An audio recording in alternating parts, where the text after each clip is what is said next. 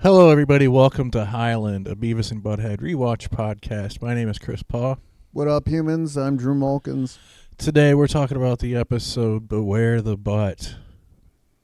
Aired on May 19th, 1993. The music videos in this episode include clips from Yankee Rose by David Lee Roth, L7, Pretend That We're Dead, Helmet, Unsung, Here She Comes by the Nelsons, and GWAR, The Road Behind. This episode is, it kind of starts out, it's one of these early ones that where they would still spring out of them watching TV. Yeah, a lot of, I didn't realize that was a thing in the early episodes until we really started this. Yeah, they're channel surfing, and they, let's see, I wrote down what they watched. There's a Jeopardy clip, and then a tampon commercial. Yeah. Tampon commercial. Tampon commercial, and then the movie trailer, which is their inciting incident for the hero's journey they go on this time. Flesh Monster is the name of the movie. Flesh Monster. Yeah, it's like a very satanic B movie. It's right up their alley. Right up my alley. There's like the image that they keep showing is like a woman demon on a motorcycle. Yeah, like a scantily clad demon lady. Yeah, so they see the movie trailer and decide to go out. They do the dun dun dun. They do that thing, which is now is no longer a song you would recognize. Yeah. The first couple episodes when they would do that, it was always an Aussie song or something. Yeah. But yeah, this I mean, maybe you could look into that, but I think they're just kind of making noise. Yeah, it would make sense if that's the case for like replaying elsewhere later and those sorts of things. Yeah. I don't know how much the copyright goes into play with like with mouth noises. But yeah, but like when you're talking about a show like this where they're doing it like all the time, it would probably be more than like. You would think at least the network might want them to avoid or to embrace certain songs, because they're just. And artists. But yeah, at this point they're just going like da da da da da da da da. Yeah. So the movie the Flesh Eater Monster movie excites them, so they go down to the drive-thru, and there's like a couple of weird quick cuts of them doing mayhem. Well, the first thing is that they're changing the marquee to say fucker, and it has the ucker in there, and I guess I was just reading about this on Wikipedia because we were going over that while we were watching the episode, and apparently the clip was of them doing that was a little longer initially, and like it was like a censorship thing of like how close can the F come to the rest of the word before we could cut this. Yeah. Different times in 1993. That's funny. That's so good. And then they don't pay because they're not driving a car, so they don't need to buy a ticket. Right. They're like in the Lost and Found, and they urinate on something. I thought, am I making that up? Maybe.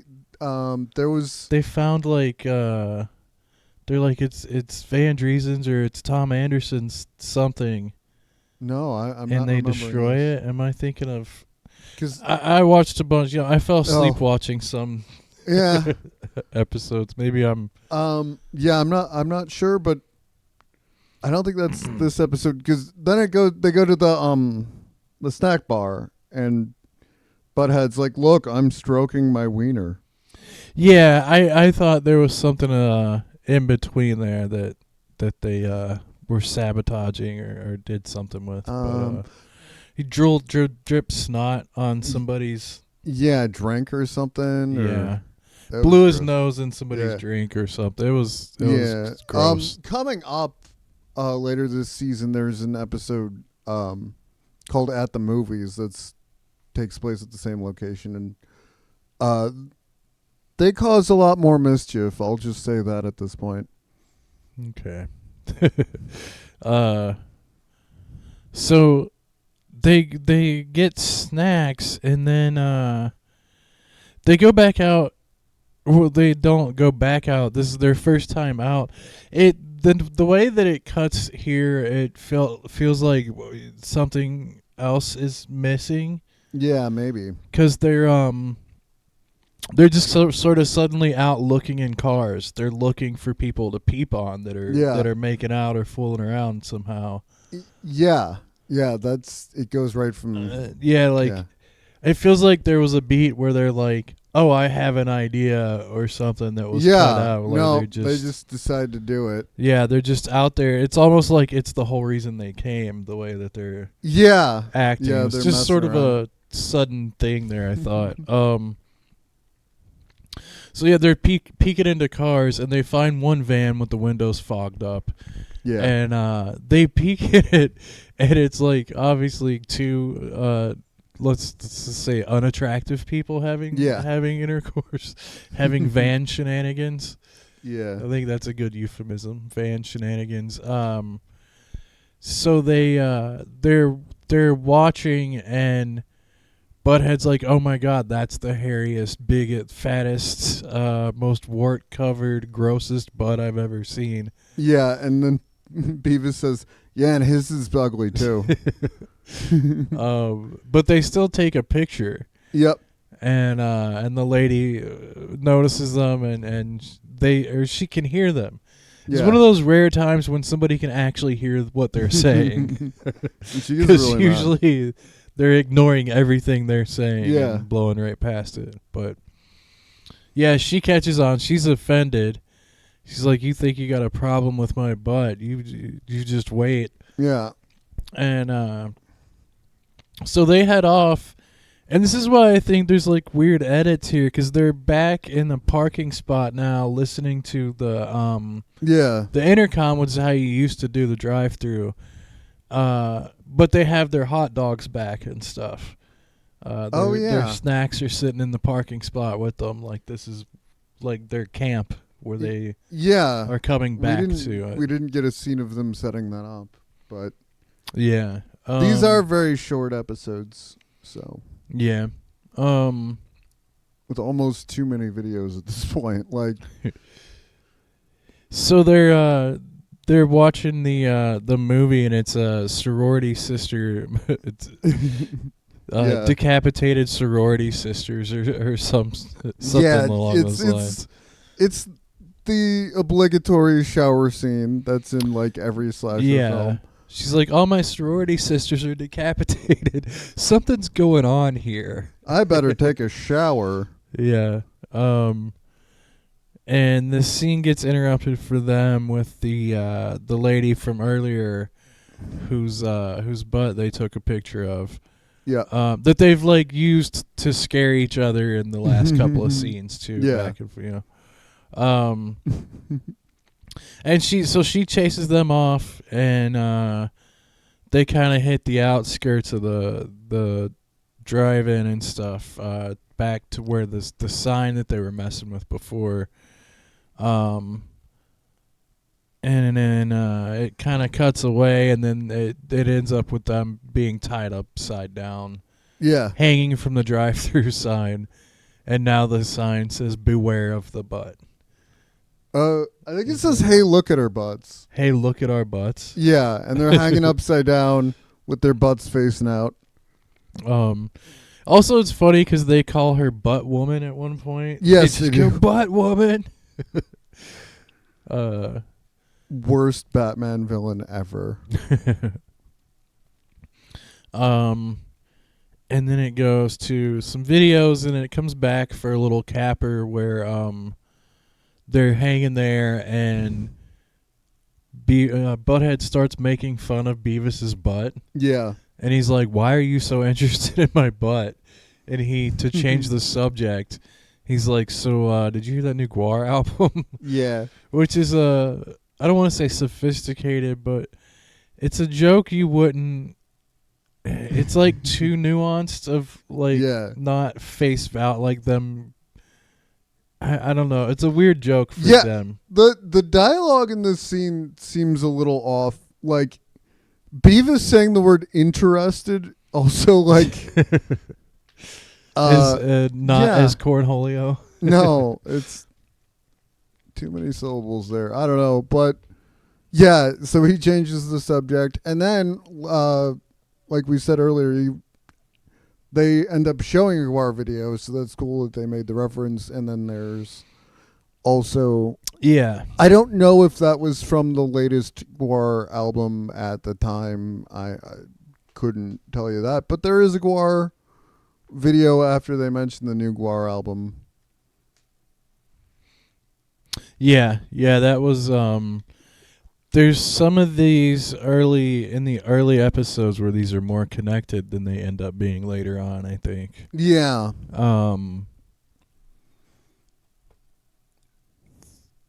Yeah, this is it's a funny one because there's no like you were saying before when we were watching it, there's no like first appearances of anyone or anything. None of the like butt woman never comes back. But it's still an important episode because it's like it's the first appearance of this trope of like what I like to call the crime and punishment trope.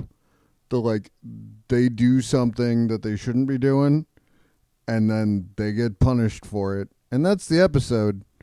And it's a pretty, simple story, but it is a story. Whether they learn a lesson or not is up in the air. But so that's kind of moving forward, narrative wise. I think this was you saw the beginnings of this in Good Credit with like what they're doing and then seeing the victim not connected to them directly, but kind of seeing how what they're doing is affecting someone else.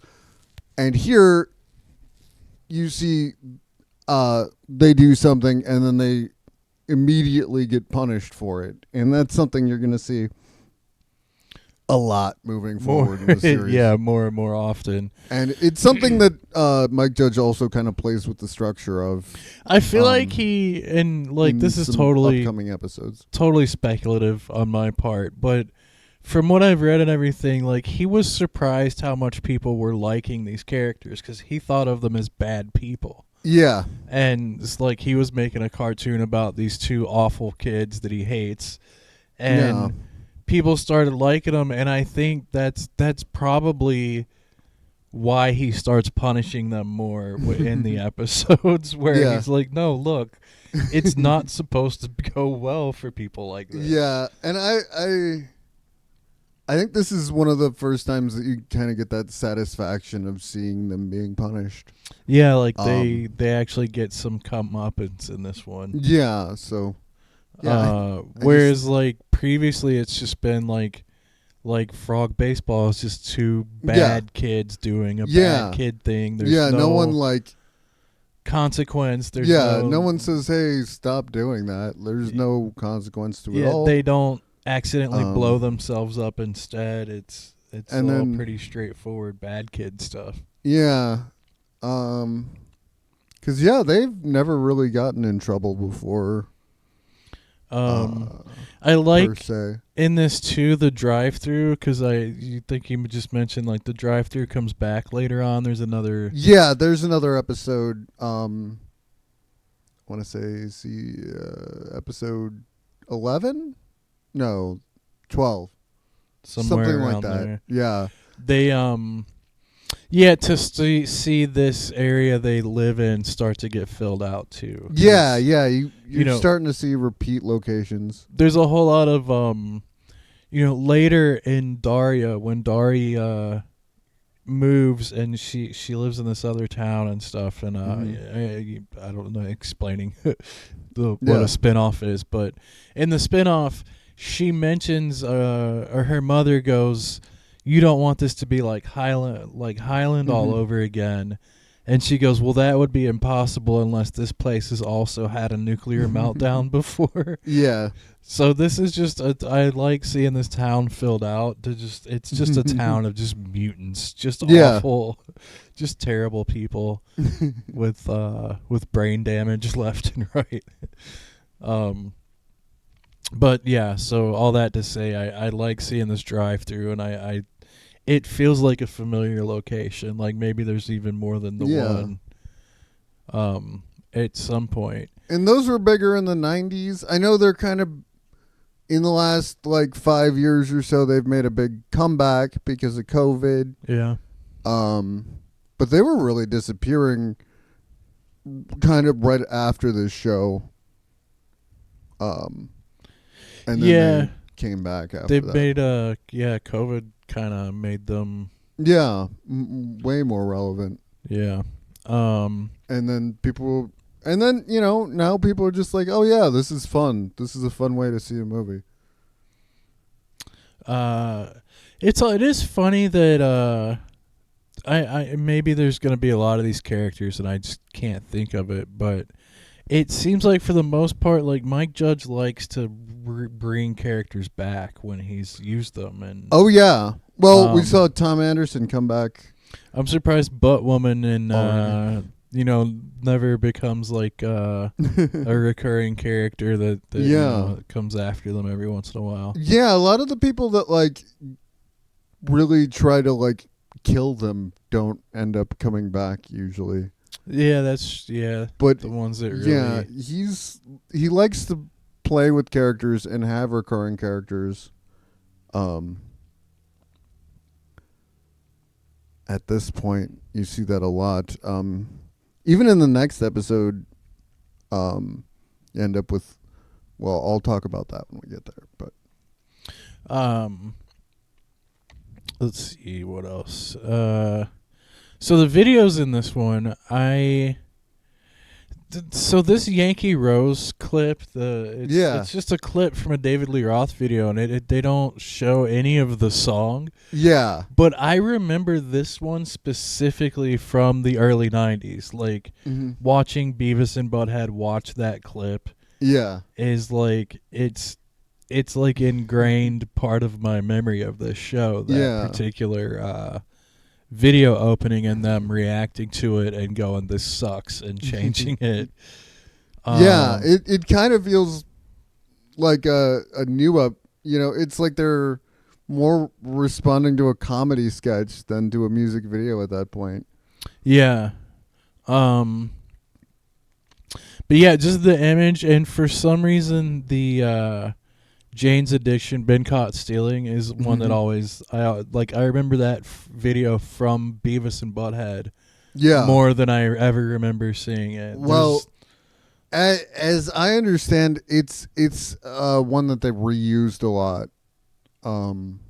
So it's probably just frequency thing. We covered it way back in Peace, Love, and Understanding. So it was one of the super early videos.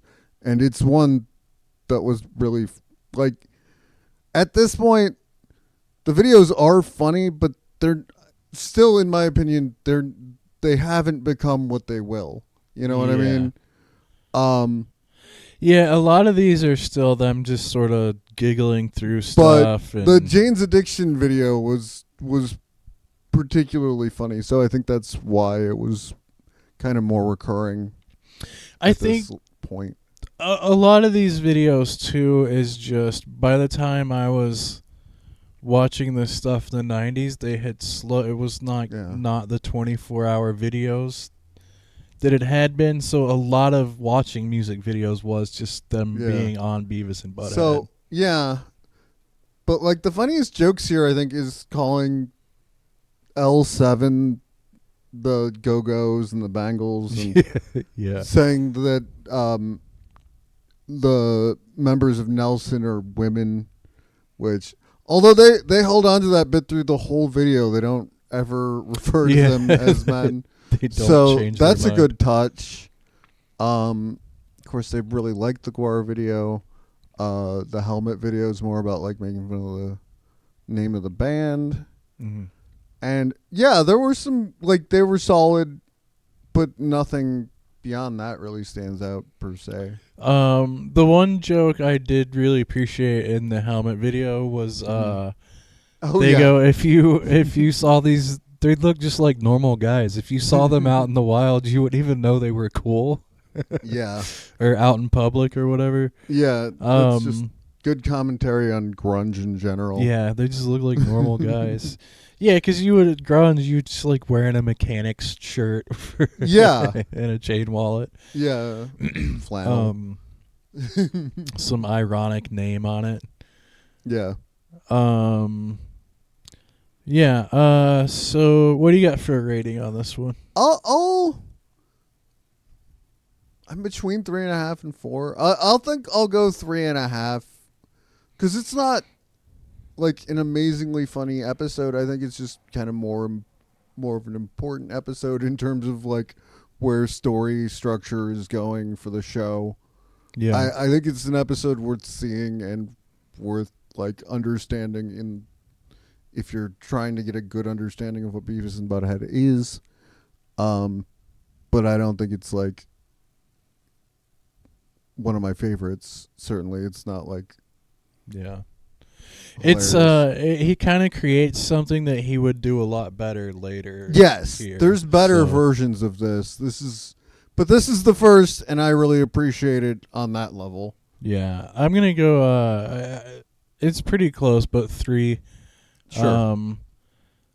Yeah, it's just that it's interesting watching him learn to have a through line and stuff like that. Yeah, because a beginning, middle, and end. I mean, if you compare this to Balloons, it's like night and day in terms of story structure. Because Balloons is just they do this, then they do this, and they do this, and this happens, and then that happens, and it's like not a structure. It's just a series of events. But this, they do this, and that causes this to happen, and it's good to see that move. Yeah, I feel like it's in. He has other writers and stuff, and maybe we should pay more attention to who. Yeah, who we should maybe stuff, give people credit. We take note of when they aired, but I feel like I think that's going to be more important in like season 4 and season 5, where they really kind of get to the writer's room and that sort of thing really solidifies.